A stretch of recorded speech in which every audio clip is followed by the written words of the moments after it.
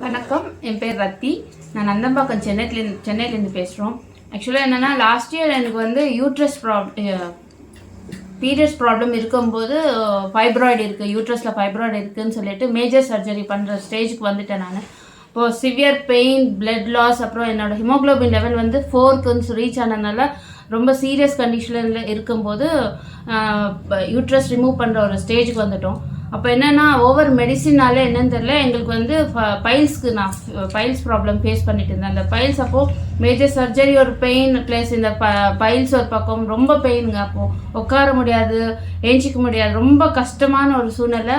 என்ன பண்ணுறது தெரியல. டிஃப்ரெண்ட் டைப்ஸ் ஆஃப் நான் மெடிசின் தெரப்பி எல்லாம் யூஸ் பண்ணேன். ஆனால் எனக்கு எந்த இதுலேயும் எனக்கு சொல்யூஷன் கிடைக்கல. பட் இதுவும் இதே மாதிரி ரக்ஷாலேருந்து பைல்ஸ் அந்த டேப்லெட் எனக்கு கொடுத்துருந்தாங்க. கொஞ்சம் ட்ரை பண்ணலான்னு தான் பார்த்தேன். ராஜலக்ஷ்மி மேடம், தன்சேகர் சார் கொடுத்துருந்தாங்க.